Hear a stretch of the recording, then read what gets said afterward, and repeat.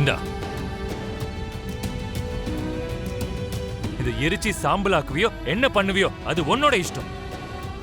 அப்பா ப்ளீஸ் பா, இந்த பாரத்தை என்னால சுமக்க முடியாதுப்பா. இனிமே இந்த சொத்து எல்லாம் உன்னோடதுங்கிறதுனால இந்த வீட்ல ஒவ்வொருத்தரும் நீ கிழிச்ச கோட்டை தாண்ட மாட்டாங்க.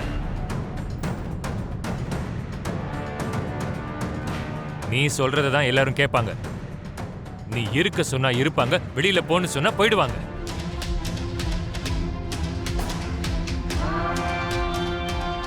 அத நீ உன் அதிகாரம் நினைப்பியோ, உன்னோட பொறுப்புன்னு நினைப்பியோ, இல்ல உனக்கு கிடைச்ச மதிப்புன்னு நினைப்பியோ, எல்லாம் உன் கையில தான் இருக்கு.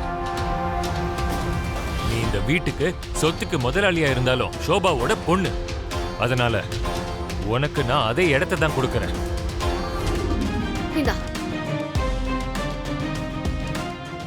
பேங்க் லாக்கர் சாவி கொடுத்துட்டேன்ல, கொஞ்சம் அந்த பீரோ சாவியை கொடுக்கறியா? செலவுக்கு பணம் எடுக்கணும். அம்மா எவ்வளவு வேணும் உனக்கு? அது நட்சத்திராக்கு ஒரு 1 லட்சம், எனக்கு ஒரு 2 லட்சம் தேவைப்படுது. கொடு. மொத்தம் 3 லட்சம்.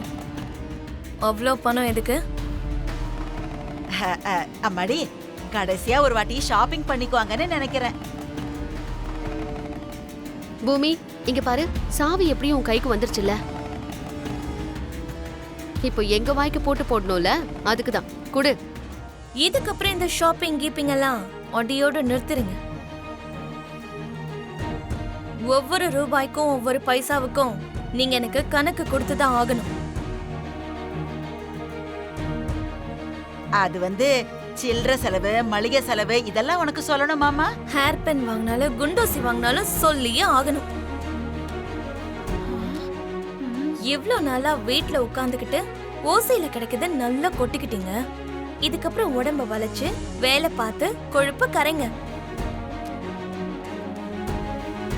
அப்படி என்ன வேலை பார்க்கணுமா? இந்த வீட்ல இருக்கிற எல்லா வேலையும் செய்யணும்.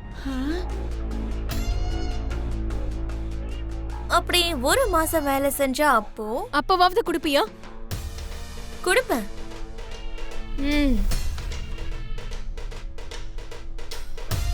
3000 ரூபாய் கொடுப்பேன்.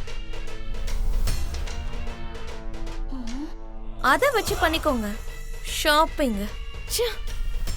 This is too much, பூமி. என்ன இவ்ளோ கம்மியா சொல்ற? எங்களை பார்த்தா பிச்சைக்காரங்க மாதிரி தெரியுதா? மாசம் முழுக்க கஷ்டப்பட்டு வேலை பார்த்தா பிச்சை காசு 3000 ரூபாயா? உண்மையை சொல்லணும்னா உங்களை விட அவங்க எவ்வளோ பெட்டர். அவங்களுக்கு குறைஞ்சபட்சம் நன்றியாவது இருக்கும். உங்களுக்குலாம் அது கூட இல்லை. நோ, நாங்க ஒத்துக்க மாட்டோம். ஆமா, நான் கூட ஒத்துக்க மாட்டேன்.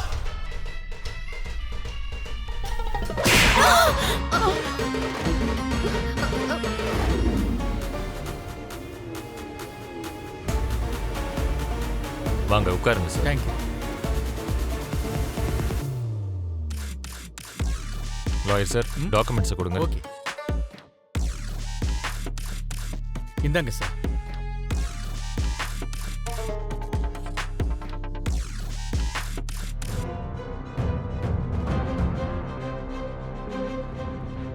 இங்க பாரு பூமி, இது வரைக்கும் இந்த சொத்துல பவர் ஆஃப் அட்டார்னி என் பேர்ல தான் இருந்துச்சு. ஆனா இனிமே அப்படி இருக்காது. இந்த மொத்த சொத்தும் உன்னோடது.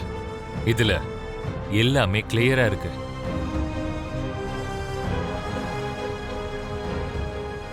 நான் கையெழுத்து போட்டுட்டேன், நீயும் போட்டுட்டு இந்த சொத்தை உனக்கு சொந்தமாக்கிக்கோ.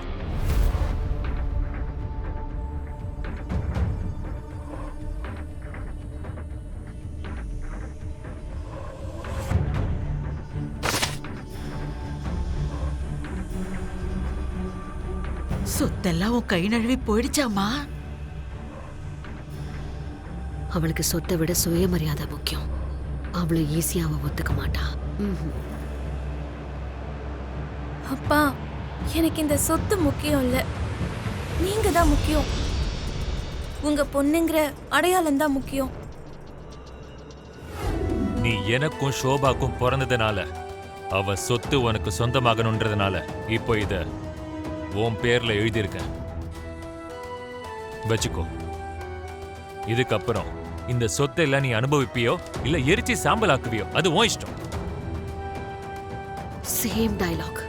என் கனவுல சொன்ன மாதிரி இப்பவும் சொல்றாரு. இதுக்கப்புறம் இந்த வீட்டோட அதிகாரம் உன்னோடது. நீ என்ன சொல்றியோ அதுதான் இங்க நடக்கும். எல்லாரும் நீ சொல்றதுதான் கேட்பாங்க.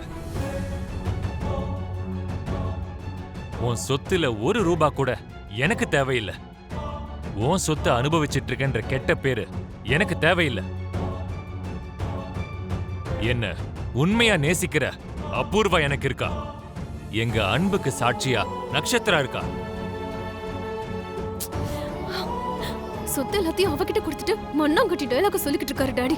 உங்ககிட்ட இருந்து உங்க அப்பா அன்பையும் ஆறுதலையும் எதிர்பார்க்கிறாருமா.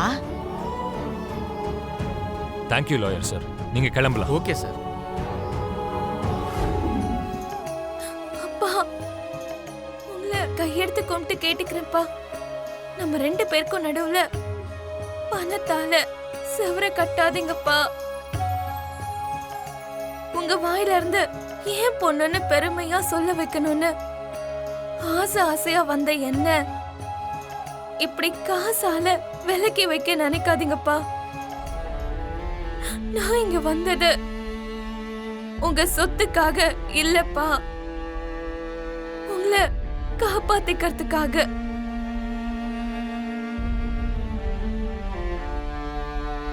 உங்களோட அன்பா இருக்கிறதுக்காக, உங்களோட உண்மையான அன்பை பெறறதுக்காக.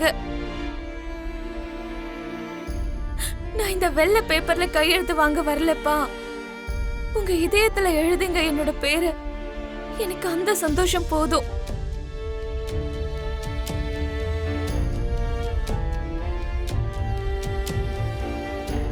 ஒரு மகளுக்கு தன்னோட தகப்பனை விட பெரிய சொத்து வேற எதுவுமே இல்லப்பா. உங்க பாசத்துக்கு முன்னாடி இந்த சொத்து எனக்கு முக்கியமே இல்லப்பா. இத இப்பவே உங்க காலுக்கடியில வைக்கிறேன்.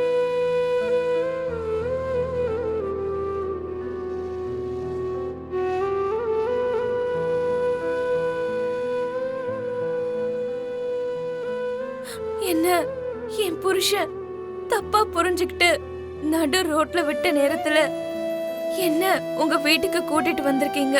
எனக்கு நிழல் கொடுத்திருக்கீங்க. எனக்கு அதுவே போதும்பா. எப்பவும் இந்த சொத்தெல்லாம் உங்களோடதுதான். இது மேல இருக்கிற அதிகாரம் எப்பவும் உங்களுக்கு தான்.